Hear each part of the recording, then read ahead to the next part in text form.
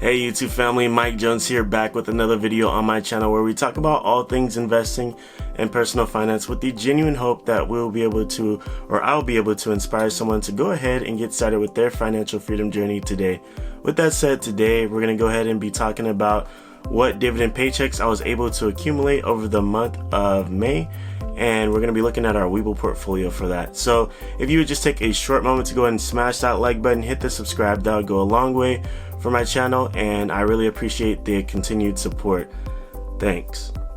Okay, so as you can see, we are in my Webull portfolio, and so we're going to go ahead and go through all the dividend payments I was paid in the month of May.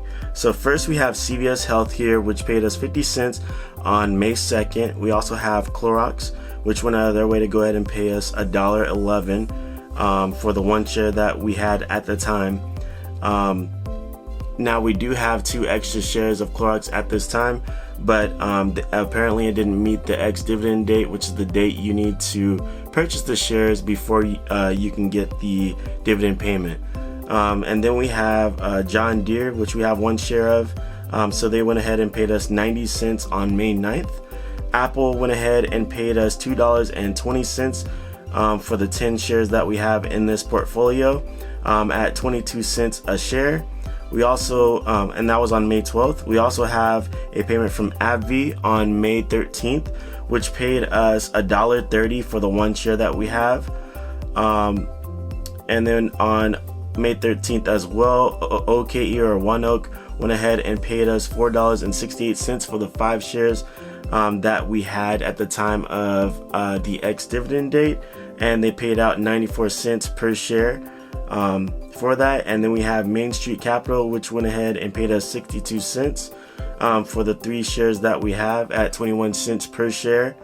And then Tanger Factory went ahead and paid us 18 cents for the 1 share that we have as well on May 13th. And then on May 24th, Fastenal went out of their way to go ahead and pay us 28 cents for the 1 share that we have on May 24th.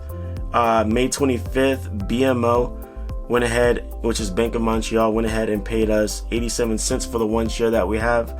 Shaw Communications also paid us on May 27th 8 cents per share, so we were able to accumulate about 41 cent payment from them.